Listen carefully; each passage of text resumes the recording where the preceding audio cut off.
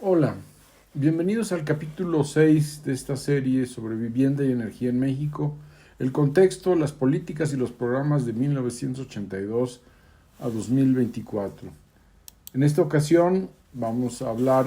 de la aparición de las instituciones de eficiencia energética en México que ocurre en un plazo cercano a un año entre 1989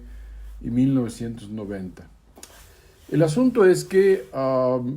esta línea de política de eficiencia energética ya ocurría en otras partes del mundo, en particular por la crisis del petróleo que se había iniciado pues 15 años antes, y donde la eficiencia energética, además de la recuperación de la energía nuclear como alternativa,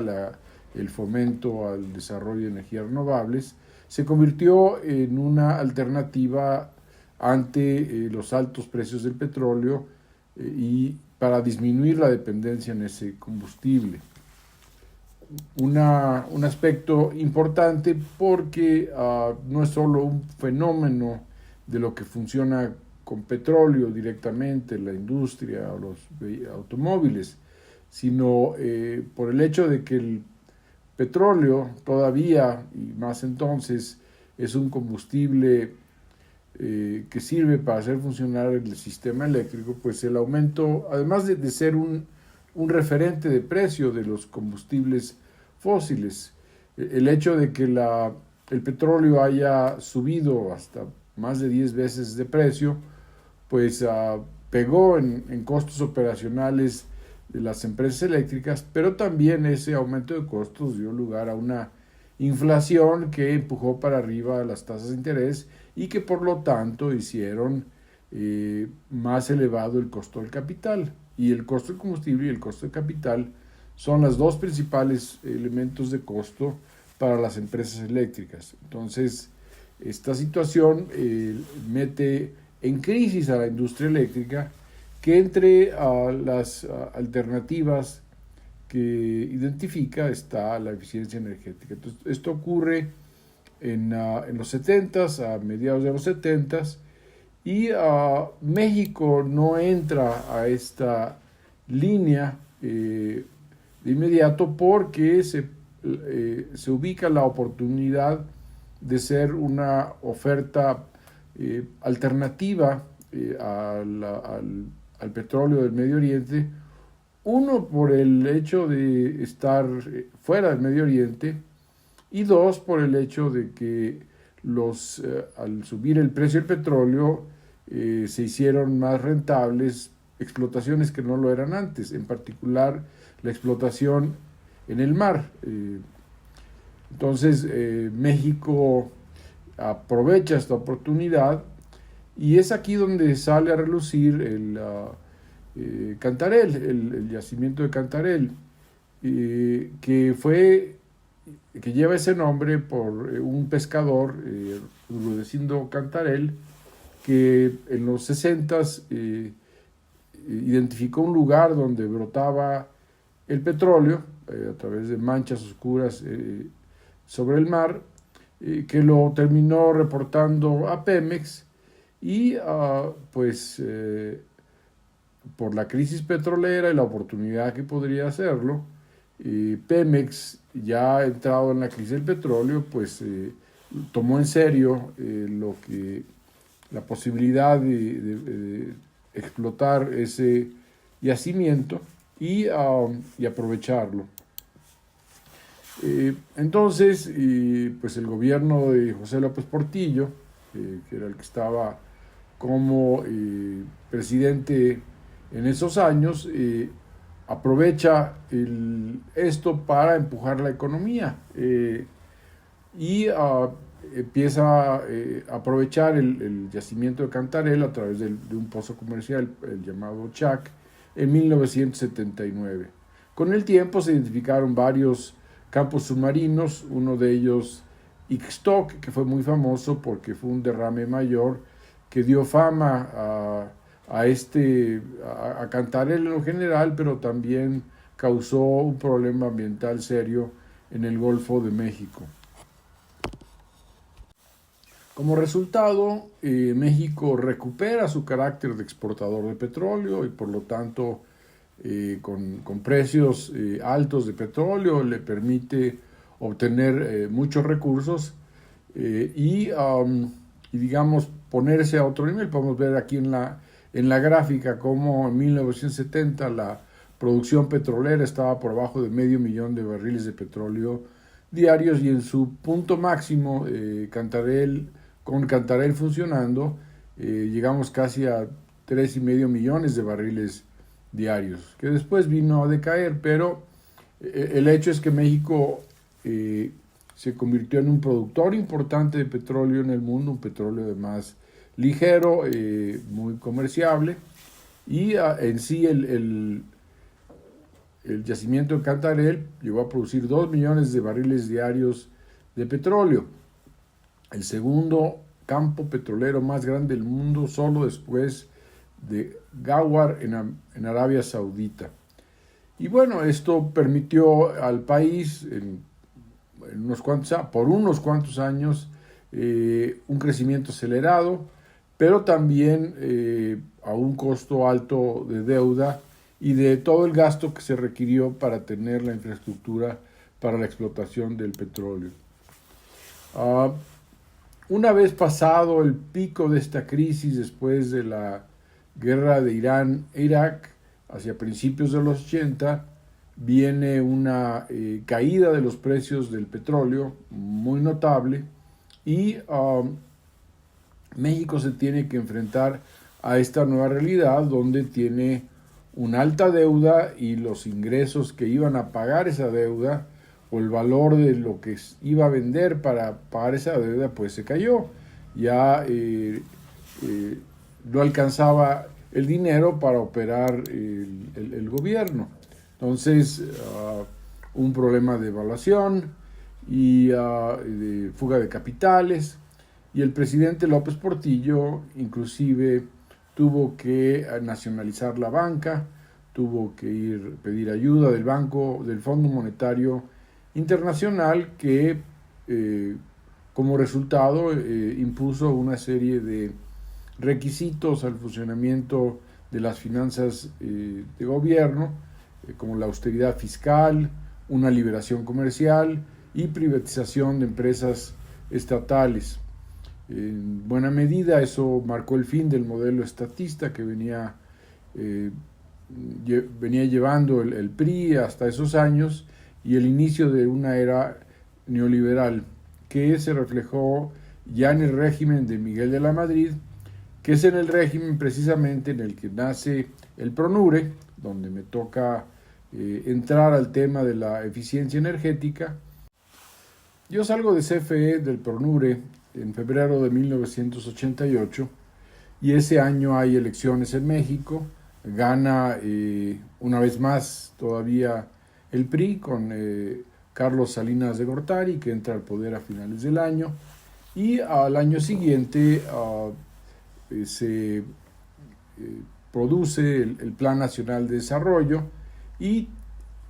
tras de él viene el Programa Nacional de Modernización Energética 1990-1994. En la lógica de modernizar el sector energético, hacerlo más eficiente, competitivo y ambientalmente responsable sin perder el control estatal sobre los recursos energéticos. Y entre los objetivos específicos de este programa nacional está de manera clara el promover el ahorro y uso eficiente de energía. Es ahí donde es lo que lleva a que se cree la Comisión Nacional para el Ahorro de Energía. Esto ocurre el 28 de septiembre del año de 89, digamos, dando el primer paso de lo que van a ser una serie de acciones en esta línea, es decir, el gobierno por primera vez toma en serio el asunto de las posibilidades que da la eficiencia energética. La CONUE nace como un órgano técnico de consulta en materia de ahorro y uso eficiente de la energía de las dependencias y entidades de la Administración Pública Federal, de los gobiernos estatales y municipales y de los particulares, constituyendo una instancia de concertación social para promover acciones relacionadas con la eficiencia energética entre todos los sectores de la sociedad. Tiene entonces un mandato muy amplio y tiene funciones de concebir, promover, coordinar y concertar acciones sobre ahorro y uso eficiente y racional de energía, preparar, coordinar y evaluar programas nacionales de ahorro de energía, así como promover, fomentar y difundir estudios, investigaciones y desarrollo de tecnologías relacionadas con el ahorro y uso eficiente de la energía. Esta comisión, presidida por el secretario entonces de Energía, Minas e Industria Paraestatal, tiene integrado a la Secretaría de Hacienda, a la Secretaría de Comercio y Fomento Industrial, a la de Comunicaciones y Transportes, Educación Pública, Desarrollo Urbano y Ecología, el Departamento del Distrito Federal, las paraestatales Petróleos Mexicanos, Comisión Federal de Electricidad y la Secretaría de Desarrollo Social. Como invitados permanentes se encuentran lo que equivale a Banobras, Banco Nacional de Obras y Servicios Públicos, Luz y Fuerza del Centro, Nacional Financiera, y se integran tres organizaciones del sector privado, la Canacintra, la Concamín y la Concanaco Servitur. Esto refleja de manera muy clara el carácter multitemático de la eficiencia energética. Yo creo que esta composición de la comisión, de los miembros que se reunían para revisar los trabajos de la CONAE, pues refleja esa intención de tener integradas diversas perspectivas que tiene la eficiencia energética. Para funcionar el arreglo institucional de esta comisión intersecretarial, integraba aportaciones diferenciadas de los distintos miembros de la misma para el presupuesto de la CONAE, que se entregaban anualmente. Igualmente, la CEMIP comisionó varios funcionarios bajo su presupuesto para trabajar en la CONUE. También el gobierno federal, un préstamo del Banco Mundial que se dio para la construcción de las obras de las hidroeléctricas de Aguamilpa y Zimapán para darle recursos a la CONAE, en particular, y eso hay que resaltarlo, para hacer estudios de cogeneración. Ya para entonces la cogeneración se entendía claramente como una posibilidad de generar electricidad de una manera más eficiente, es decir, a través de aprovechar para calor y para electricidad una misma fuente de energía en procesos, digamos, en secuencia. Y precisamente la otra acción, poco más adelante, la Ley del Servicio Público de Electricidad, que se reforma en 92, introduce la figura del autoabastecimiento bajo la cual se permitía exactamente a la cogeneración como modalidad de generación privada. Esta Ley del Servicio Público de Energía Eléctrica existe como una forma de tener capital privado en la generación de electricidad. En buena medida esto es para reducir la presión en las finanzas públicas para estar llevando a cabo inversiones para esa infraestructura. Como referimos hace unos momentos, esto parte de que el país estaba altamente endeudado y pues tenía que tener un programa de austeridad y reducir sus gastos para poder seguir funcionando y tener los recursos que se le dieron para apoyar a que siguiera funcionando la economía. Entonces, esta es una reforma, de la Ley de Servicio Público de Energía Eléctrica, para abrir el espacio a inversiones del sector privado en la generación de electricidad. Es cuando nacen también los productores independientes, que son aquellos que toman el riesgo de la inversión pero ese riesgo se reduce porque toda su electricidad la comprometen para CFE, tienen un comprador asegurado a lo largo de su vida útil. Una de las principales actividades de la CONAE, que ha continuado hasta la fecha como la CONUE, fue el desarrollo de normas oficiales mexicanas. Aquí lo anoto por ser relevante en esta historia del principio de la CONAE o CONUE. Voy a entrar a más detalle a esta actividad en otra presentación, en otro capítulo, pero creo que es relevante reconocer y recordar esta actividad que se inicia en el año de 93 en la CONAE, con su segundo secretario técnico, con el ingeniero Guillermo Fernández de la Garza. Pero como comento, eso lo voy a estar refiriendo más adelante. También, además de los recursos del Banco Mundial, que vinieron por un préstamo a CFE para estas hidroeléctricas de Zimapán y Aguamilpa, pues vinieron apoyos europeos de la Comisión de la Unión Europea a través de dos proyectos. Estos proyectos sirvieron para hacer diagnósticos industriales, sirvieron para empezar a dar asistencia técnica con apoyo de técnicos europeos a las grandes industrias en México. Se establecen en un modelo europeo que es parte de lo que proponía y pretendía e hizo esta cooperación con la Unión Europea, de tener agencias o cuando menos oficinas estatales para estar cerca de la industria en distintas partes del país. Esto es lo que da lugar a las U3Cs, a las unidades de enlace para la eficiencia energética. Llegó a haber 14, en una era personal contratado por la CONAE, una o dos personas que estaban en el lugar,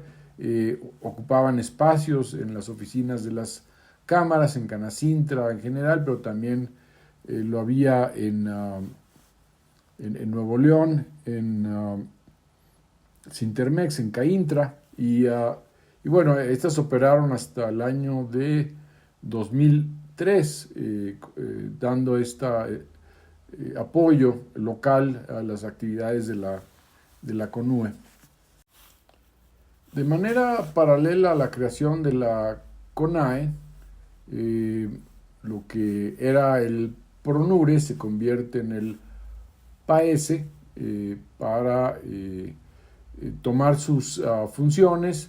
pero lo hace de una manera parcial. Ya con la CONUE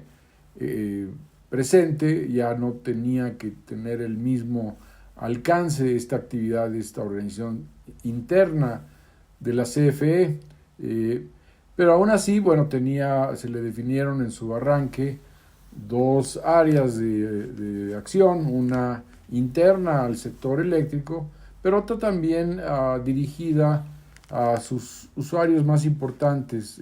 usuarios de electricidad, usuarios de CFE.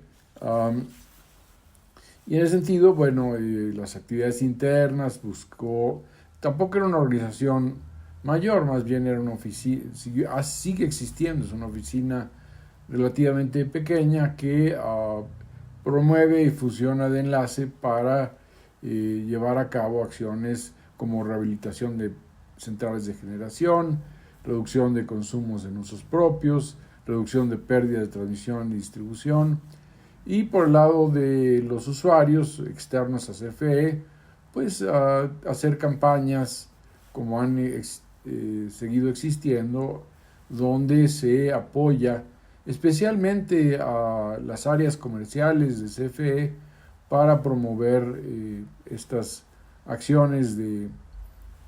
eficiencia energética en los usuarios. Esto, debo notar, se hace sin recursos, es más bien una actividad de promoción y difusión. Sin embargo, es precisamente donde sale en esta creación, esta conversión del PRONURE al PAESE, la idea del Fideicomiso para el Ahorro de Energía FIDE, donde se tiene una organización con recursos propios para llevar a cabo acciones con los usuarios. Aquí hay que darle crédito al ingeniero Mateo Treviño Gaspari, en paz descanse, que fue quien llegó primero al PAESE y desde el PAESE fue elaborando la creación del FIDE. Él era director de las dos organizaciones en un principio, hasta que ya el FIDE queda bien establecido. Y hay un detalle que ha seguido funcionando desde el principio, de que el FIDE es un organismo privado sin fines de lucro, aunque no ha dejado de ser muy cercano al sector de la energía. Esto ha ido variando con el tiempo, pero tiene la característica, en parte por sus fuentes de ingresos o de recursos, vienen de actividades empresariales, como voy a mencionar ahora. Uno de ellos tiene que ver precisamente que, cuando menos al principio, el patrimonio del FIDE se integra por aportaciones o por una especie de impuesto a los contratos de compras de Comisión Federal de Electricidad, que se van a ser asignados al fondo senior, así se le llama, del FIDE, que que lleva consigo una aportación similar de la empresa y además aportaciones del sindicato de la CFE, de SUTERM, que fue lo que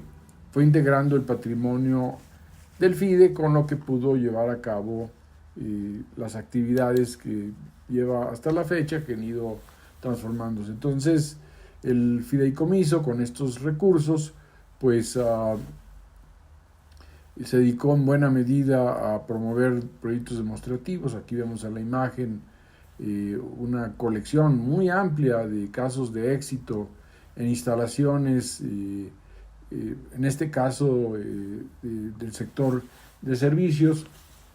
que pues los recursos del FIDE permitían publicar para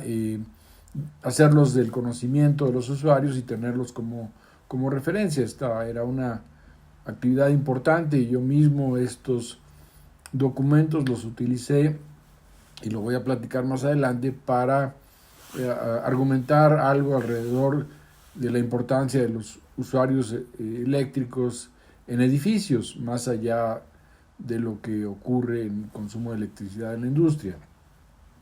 Una de las ideas fundamentales de orientaciones estratégicas del FIDE era el concepto del efecto multiplicador, para que pues se invertía en una o varias instalaciones, pero esto resultaba en réplicas en otras instalaciones similares, al entender los usuarios que había posibilidades de proyectos rentables, inclusive sin necesidad de recursos externos. Y además, dado que todavía entonces, al principio de los 90, no había normas oficiales mexicanas, pues se volvió un referente y apoyó en identificar los equipos más eficientes. Es ahí donde nace el sello FIDE, como una forma de garantizar que los equipos eran más eficientes, era lo más eficiente en el mercado, que iban a ahorrar energía en la medida que se sustituyeran equipos viejos o ineficientes, y se establece muy claramente el mercado como una referencia en ese sentido, y además sigue existiendo. Ya después, con la aparición de las normas, varios años después, y la aparición de equipos con la etiqueta amarilla de la norma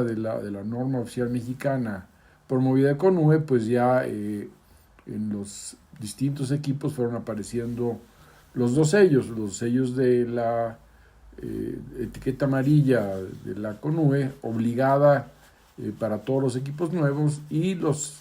equipos con sello FIDE para los equipos que estaban siendo financiados por programas que fueron desarrollando, sobre los cuales platicaremos más adelante. De manera integral en este Programa Nacional de Modelización Energética, pues me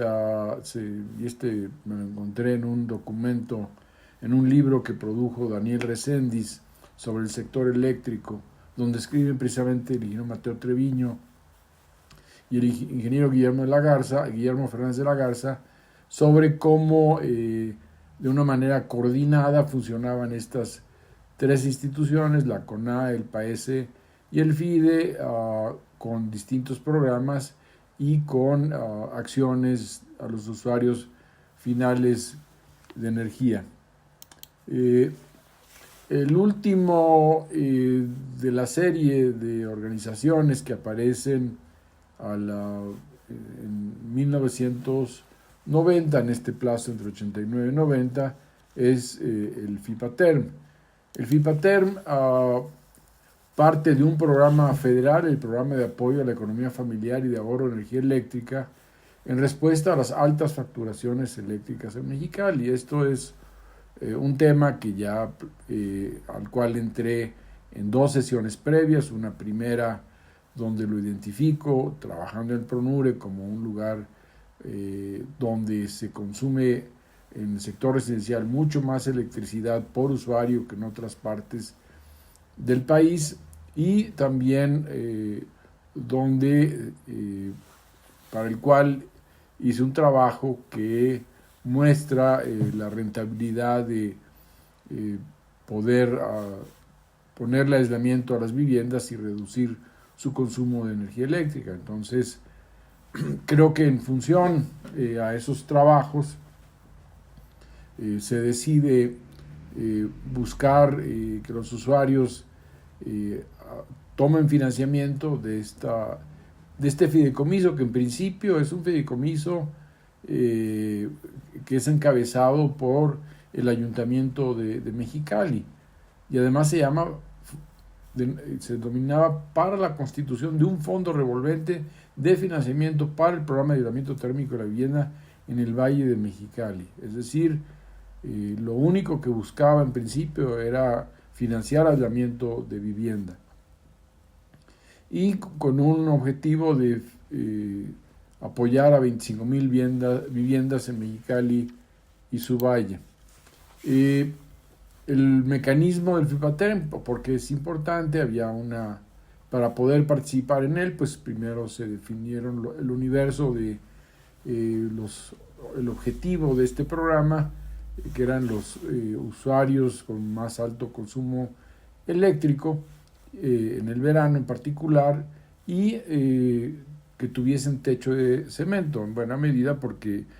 es en esos techos donde se puede instalar el aislamiento térmico. Se llevaba a cabo un diagnóstico técnico para evaluar la casa y saber si se podía realizar algún otro tipo de medidas. Se aplicaban medidas, o se siguen aplicando, pero en un principio eran las más importantes: aislamiento de techos y muros, pero también sustitución de equipos de aire acondicionado y cambio de refrigeradores. El usuario tomaba el crédito, el fideicomiso pagaba la instalación, y los usuarios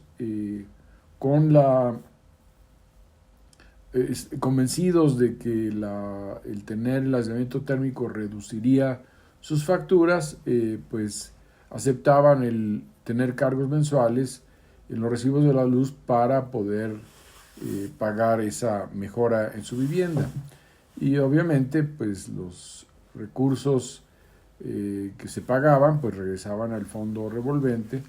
para seguir teniendo este fideicomiso en funcionamiento. Más adelante, en 97, el FIPATERM, los derechos son cedidos a la CFE, que lo modifica, que lo hace más complejo, lo expande a otras zonas del norte del país. Pero aquí creo que lo relevante del programa, inclusive antes de lo que ocurrió en el programa que expliqué en la sesión anterior, el programa Ilumex de cambio de lámparas, este fue el primer programa de ahorro de energía en México donde la CFE se pone a actuar del otro lado del medidor eléctrico, o sea, ya dentro de las instalaciones de sus usuarios. Inclusive esta experiencia fue fundamental o básica para demostrar que era posible que la empresa eléctrica pudiese actuar en la medida que le convenía, mejorando la eficiencia energética de sus usuarios. En este caso, obviamente, orientados a